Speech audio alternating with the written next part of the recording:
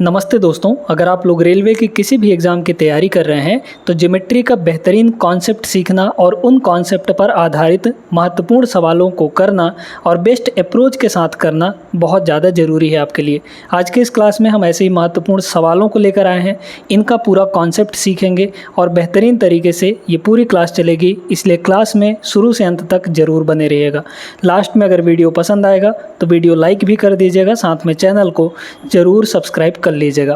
तो आइए हम लोग यहाँ पे समलंब चतुर्भुज यानी कि ट्रेपेजियम का कॉन्सेप्ट समझते हैं और उस पर आधारित फिर सवालों को करने वाले हैं।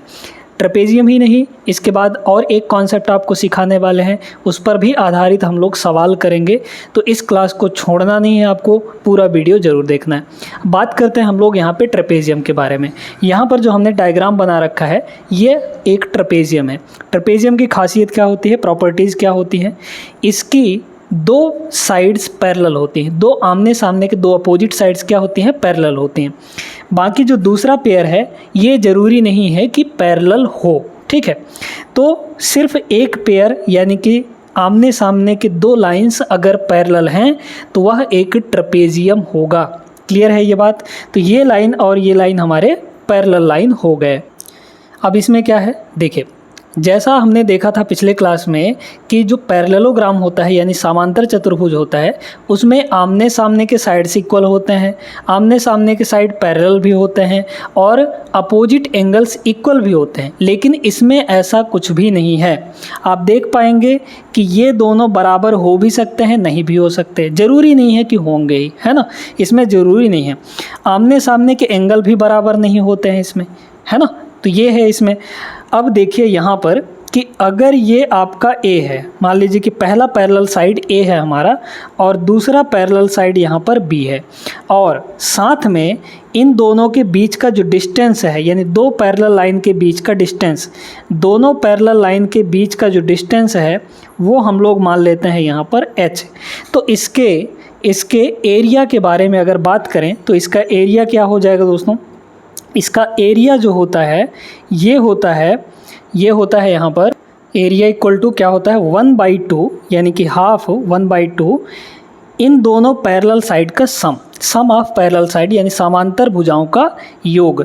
तो सम ऑफ पैरेलल साइड्स क्या होगा, A + B हो जाएगा, क्योंकि पहला पैरेलल साइड A है और दूसरा पैरेलल साइड हमारा B है। तो A + B इन दोनों का सम और मल्टीप्लाई इन दोनों पैरेलल साइड के बीच का डिस्टेंस। और डिस्टेंस कौन सा होगा, एकदम सीधा वाला डिस्टेंस जिसको हम लोग H माने हैं यहाँ पर। तो ये आपका H हो जाएगा। तो ये होता है एक ट्रेपेजियम के एरिया का फॉर्मूला। एरिया ऑफ ट्रेपेजियम का फॉर्मूला आपको याद रखना है दोस्तों, ठीक है। अब यहाँ पे इसके एंगल्स के बारे में थोड़ा सा बात कर लेते हैं।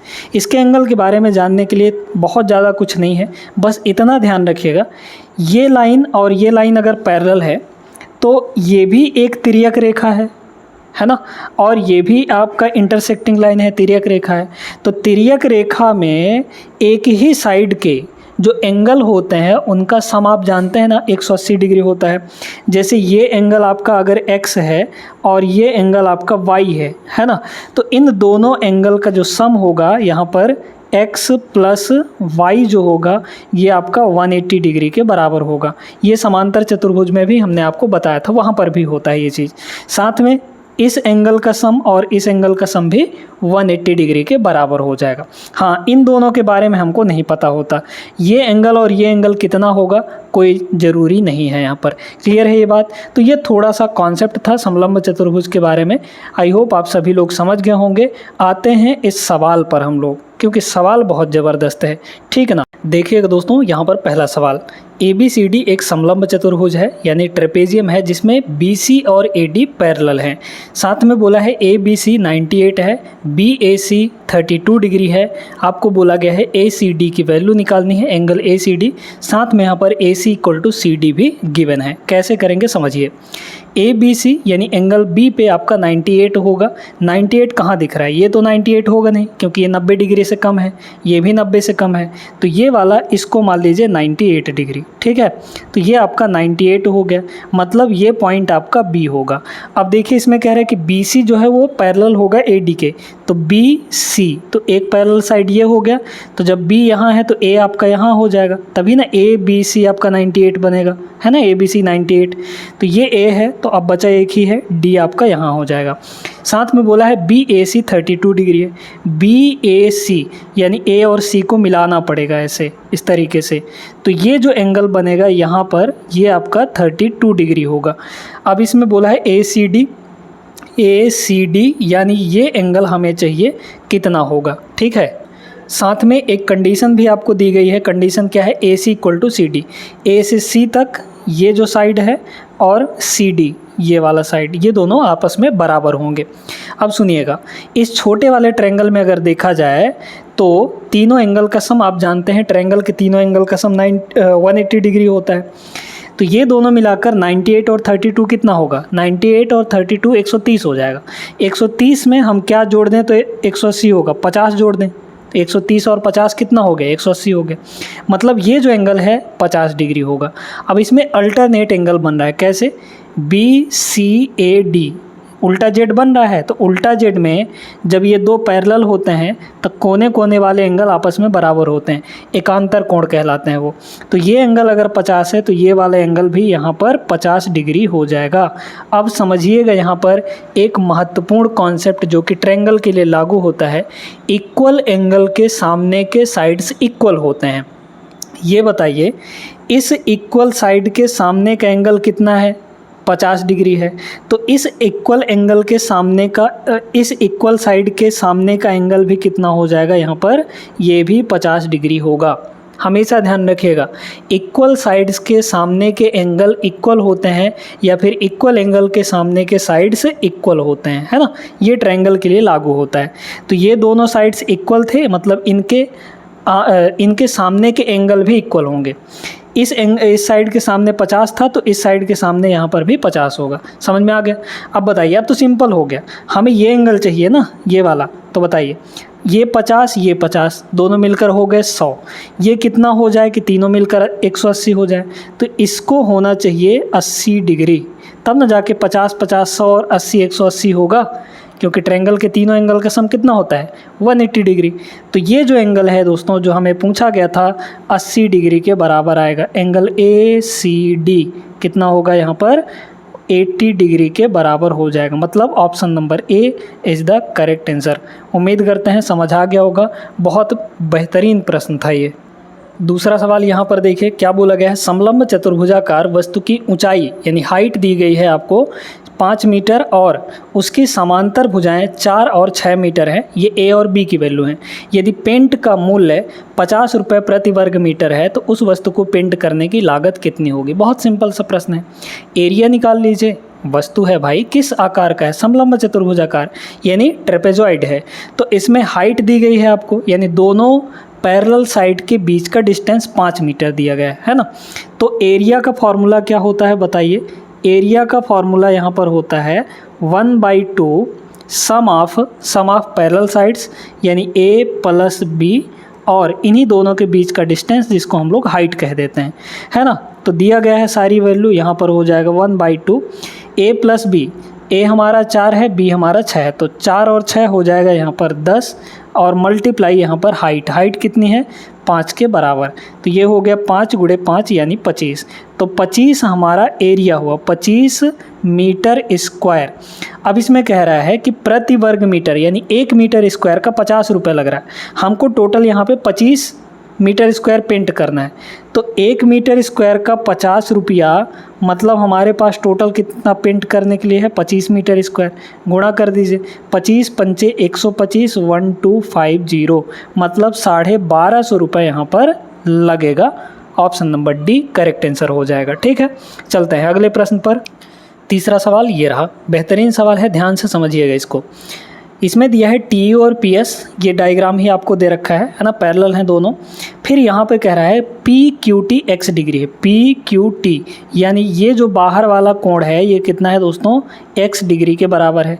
फिर कह रहा है कि R Q T, R Q और यहाँ पर t, मतलब ये जो एंगल है आपका x माइनस 50 है।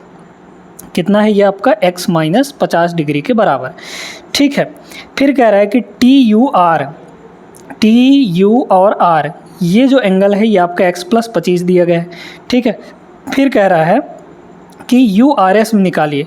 यू आर एस मतलब ये एंगल हमें निकालना है। बहुत ध्यान से समझिए, आराम से ये सवाल बन जाएगा, कोई दिक्कत वाली बात नहीं है। इसमें बन रहा है लीनियर पेयर। अब लीनियर पेयर क्या होता है दोस्तों? लीनियर पेयर यानी कि ऐसे दो एंगल जो मिलकर एक लाइन क्रिएट कर रहे हो, यानी एक लाइन बना रहे हो, और लाइन का, स्ट्रेट लाइन का एंगल कितना होता है? 180 डिग्री के बराबर। तो यहाँ पर देखिए, ये जो x डिग्री है और इधर वाला एंगल, ये दोनों अगर टोटल मिल जाएं तो एक सीधा लाइन फॉर्म हो जाएगा, यानी बन जाएगा। तो टोटल 180 डिग्री बन जाएगा, है ना। तो x और x माइनस 50, x और प्लस यहाँ पे x माइनस 50, ये दोनों मिलकर एक लाइन बना रहे हैं, और लाइन का एंगल कितना होता है? 180 डिग्री के बराबर। 2x ये हो जाएगा 2x की वैल्यू कितनी होगी? 50 उधर जाके जुड़ेगा, 8 5 13 यानी 230 हो गया। 230 का आधा कितना होगा? यहाँ पर x की वैल्यू आपकी आ गई 115 डिग्री। ठीक है, 230 का आधा 115 डिग्री। अब ये एंगल तो हम निकाल सकते हैं ना, बताइए कितना होगा? x प्लस 25 है। ये वाला एंगल कितना है? TUR, x प्लस 25 है। तो x प्लस 25 की वैल्यू निकालिए। x आपका कितना है यहाँ पर? 115 डिग्री है। 115 में आप 25 जोड़ लीजिए तो आपका कितना आ गया? 140 आ गया, 140 डिग्री आ गया। तो ये जो एंगल है यहाँ पर, ये वाला एंगल, ठीक है, यहाँ पर ये आपका 140 डिग्री है। तो जब ये 140 डिग्री है दोस्तों, है ना, तो देखिए कि ये तो अल्टरनेट एंगल है इसी का, है ना। ये देखिए ऐसे, फिर यहाँ पर ऐसे, और ये जेड बन रहा है कि नहीं? तो ये और ये एंगल बराबर होंगे, मतलब ये भी आपका 140 डिग्री के बराबर हो जाएगा। आ गया आंसर हमारा, ऑप्शन नंबर सी। यही तो पूछा था, है ना। तो इस तरीके से अगर आप कॉन्सेप्ट याद रखते हैं, बिना कॉन्सेप्ट के दोस्तों सवाल नहीं बनने वाला है। आपको कॉन्सेप्ट याद रखना पड़ेगा, सीखना पड़ेगा, है ना। जो जहाँ पे ज़रूरत होगी, ये नहीं पता होता है कि कौन सा कॉन्सेप्ट किस सवाल में लग जाएगा, बस आपको दिमाग में रखना है वो कॉन्सेप्ट पता रहेगा तो सवाल आसानी से बनेंगे ही बनेंगे। समांतर चतुर्भुज का कॉन्सेप्ट सीखने के बाद अब यहाँ पे आते हैं, एक और बढ़िया कॉन्सेप्ट सीखते हैं और देखते हैं यहाँ पे ये वाला सवाल। बिंदु Q से किसी वृत्त पर खींची गई स्पर्शरेखा यानी टेंजेंट, है ना, की लंबाई यहाँ पर दी गई है कितना?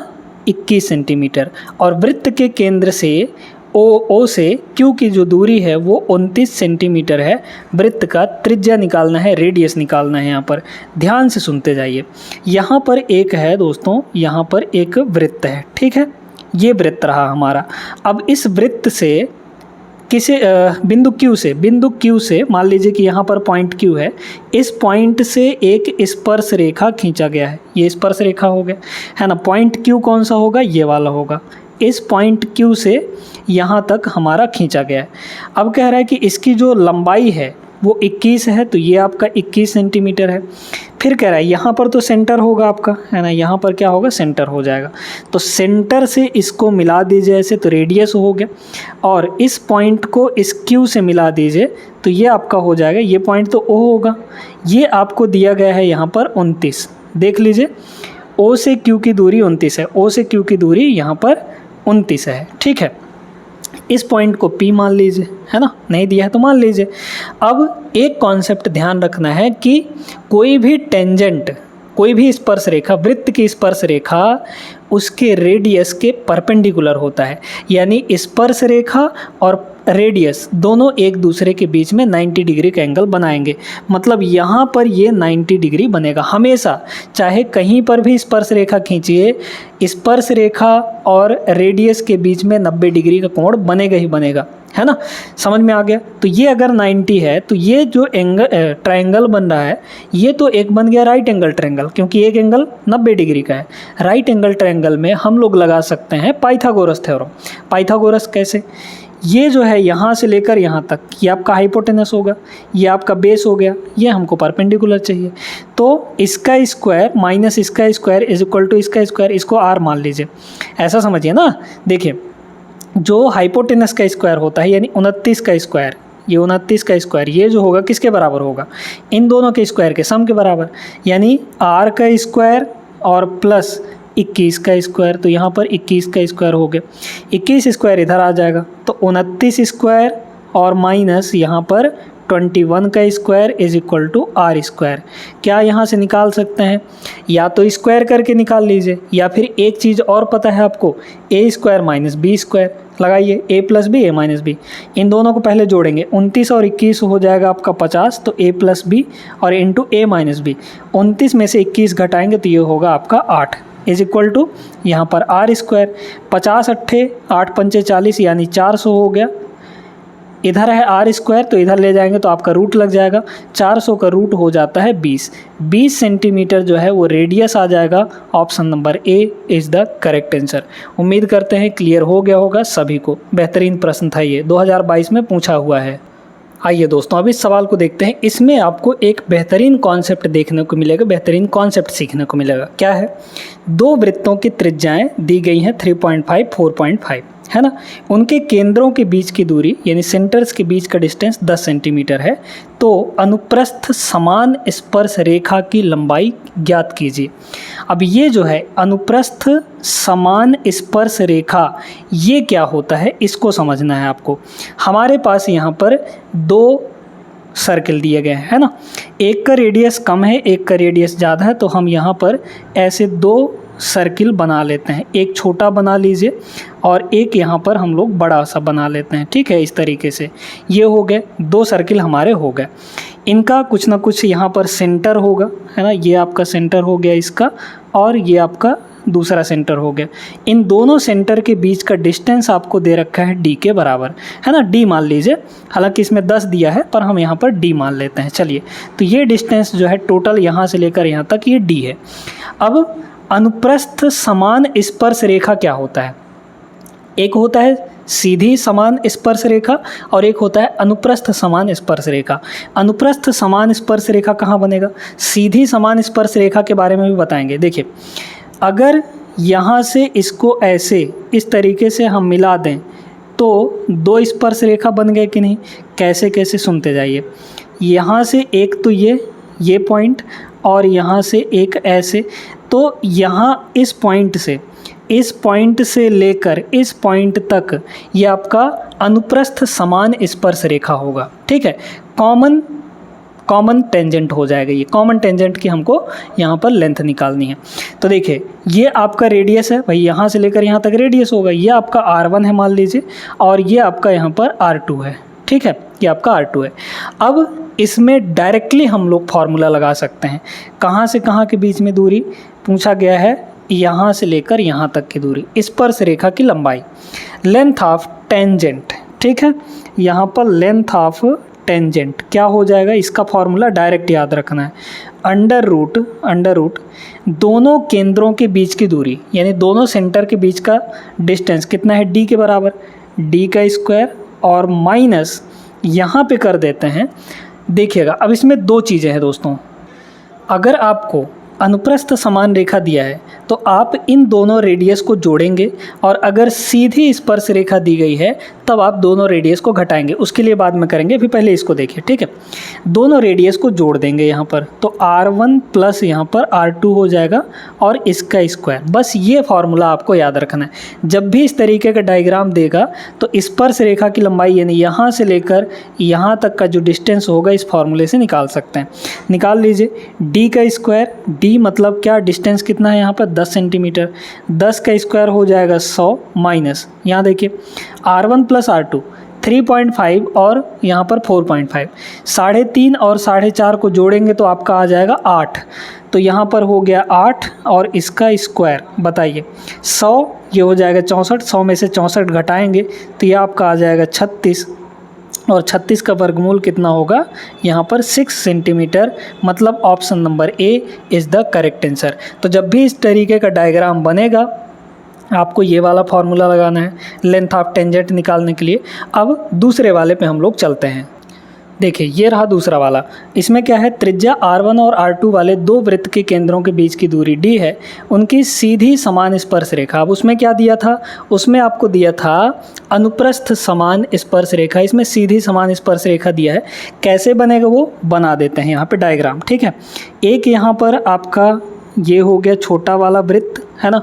यहाँ पर बना लीजिए आप बड़ा वाला वृत्त, ये हो गया बड़ा वाला वृत्त। इनकी दोनों की रेडियस आपको दी गई है यहाँ पे r1, है ना। ये r1 r2 मतलब इनके बीच का डिस्टेंस पहले हम लोग लिखते हैं, केंद्रों के बीच की दूरी ये आपका d है, तो ये आपका हो गया यहाँ पर कितना, d के बराबर, है ना। अब सीधी स्पर्श रेखा कहाँ बनेगी, देखिए यहाँ से इसको ऐसे मिलाएंगे तो ये आपका अनुप्रस्थ वाला हो जाएगा। लेकिन अगर हम इन दोनों को ऐसे मिला दें इस तरीके से, ठीक है, इस तरीके से अगर हम लोग यहाँ पर मिला दें, इसको थोड़ा सा और इधर कर देते हैं, तो ये जो है ये आपका सीधी समान स्पर्श रेखा हो जाएगी। मतलब यहाँ से लेकर यहाँ तक का डिस्टेंस ये जो होगा मतलब लेंथ ऑफ टेंजेंट। तो अब इसमें क्या है, ये आपका r1 हो गया और ये आपका r2 हो जाएगा, है ना। यहाँ पर ये हो गया r1 और ये हो जाएगा r2। तो इसमें कौन सा फार्मूला लगेगा दोस्तों, इसमें बस क्या करना है, लेंथ ऑफ टेंजेंट निकालने के लिए सीधे d² तो रहेगा, दोनों केंद्रों के बीच की दूरी रहेगी, माइनस अब की बार, पिछले बार में क्या थी, अनुप्रस्थ वाले में क्या किए थे, प्लस किए थे r1 प्लस r2, लेकिन इसमें करेंगे हम लोग डिफरेंस लेंगे, इन दोनों का डिफरेंस ले लेंगे, r1 माइनस r2 हो जाएगा, ठीक है। तो r1 माइनस यहाँ पर r2 का स्क्वायर होगा। क्लियर है, दोनों फार्मूले नोट करके रख लीजिएगा। Option number B is the correct answer. I hope समझ में आ गया होगा। चलते हैं हम लोग अगले प्रश्न पर। 7वां सवाल देखिएगा। अब इस टाइप का एक सवाल हम आपको करवा चुके हैं, तो ये वीडियो रोक कर इस सवाल को ज़रूर अपने से लगाइएगा, फिर उसके बाद सॉल्यूशन भले देख लीजिएगा, ठीक है। चलिए, ओ केंद्र वाले एक वृत्त पर वृत्त के बाहर स्थित एक बिंदु P से खींची गई स्पर्श रेखा PT है, वृत्त को बिंदु Q पर स्पर्श करती है। यदि PQ आपकी कितनी है, यहाँ पर स्पर्श रेखा PT है, ठीक। चलिए, तो PQ 30 सेंटीमीटर है और वृत्त का व्यास यहाँ पर 32 सेंटीमीटर है, तो OP की लंबाई निकालनी है। बना लेते हैं हम लोग। यहाँ पर एक आपका वृत्त हो गया और यहाँ पर एक स्पर्श रेखा भी हम लोग बना लेते हैं इस तरीके से, है ना। ये स्पर्श रेखा हो गया, ये पॉइंट आपका P है, ये पॉइंट क्या है, P है, बोला है ना। बिंदु P से खींची गई स्पर्श रेखा PT जो है वृत्त को बिंदु Q पर स्पर्श करती है, यहाँ पर Q पर स्पर्श करती है और PT आपकी स्पर्श रेखा है, ठीक। अब कह रहे हैं PQ 30 है, तो PQ आपका 30 हो गया। वृत्त का व्यास आपको दिया गया है, यहाँ पे हो जाएगा आपका क्या, सेंटर। यहाँ से इसको हम लोग मिला देंगे तो रेडियस कितना निकल कर आएगा बताइए। डायमीटर, व्यास का मतलब डायमीटर 32 दिया है, तो रेडियस कितना होगा, डायमीटर का आधा यानी कि 16 हो जाएगा, 32 का आधा 16 सेंटीमीटर। तो ये है दोस्तों आपका 16।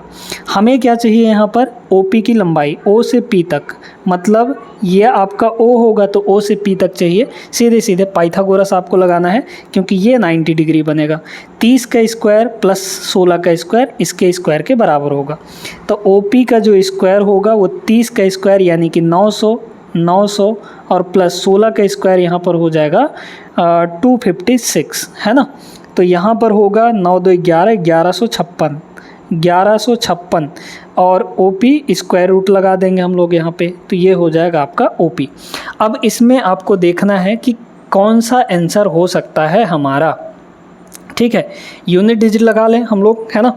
देखिए 32 का अगर स्क्वायर करेंगे तो यूनिट डिजिट 4 आएगा, 2 का स्क्वायर 4, ये आंसर नहीं होगा। 34 का स्क्वायर आपका कितना हो जाएगा, 34 का स्क्वायर 4 का स्क्वायर 16, मतलब इकाई अंक 6 आ गया, तो यहाँ पर 6 है, तो ये वाला हो सकता है। 8 का स्क्वायर कितना होता है, 64, मतलब 4 आएगा इकाई अंक में, ये भी नहीं होगा। और ये भी 32 दिया है तो ये भी नहीं होगा, ये हो जाएगा आपका 34 का स्क्वायर। 34 का स्क्वायर करके देख लीजिए, यहाँ पर 34 का अगर हम लोग स्क्वायर करेंगे तो 4 का स्क्वायर 16 बचा 1, 3 चौके 12, 12 दूना 24, 24 1 25, 25 का 5 यहाँ पर, फिर बचा 2 और 3 का स्क्वायर 9, 9 2 11, 1156 आ गया। तो मतलब इसका जो वर्गमूल होगा वो 34 हो जाएगा। Option number second is the correct answer. अगला सवाल देखिए दोस्तों, बहुत बेहतरीन, बहुत बढ़िया प्रश्न है। रेखा ABC एक स्पर्श रेखा है जो वृत्त को बिंदु B पर स्पर्श करती है। यहाँ पे PQ और AC जो है ये पैरेलल है, यहाँ पर पैरेलल होगा, ठीक है। तथा QBC 70 है, QBC ये आपका टोटल यहाँ पर 70 डिग्री के बराबर है। कह रहा है PBQ यानी ये एंगल हमें चाहिए निकालना है, कितना होगा बताइएगा। इसमें एक ही कॉन्सेप्ट है, बहुत ध्यान से सुनना है आपको। कॉन्सेप्ट क्या है यहाँ पर कि ये जो स्पर्श रेखा का कोण यहाँ पर बन रहा है ये एकांतर वृत्तखंड के कोण के बराबर होता है। एकांतर वृत्तखंड का मतलब होता है वृत्त का खंड। यहाँ पर ये जो कोण बन रहा है इसके बराबर होगा, है ना। ये जो एंगल है यहाँ पर इसके बराबर हो जाएगा।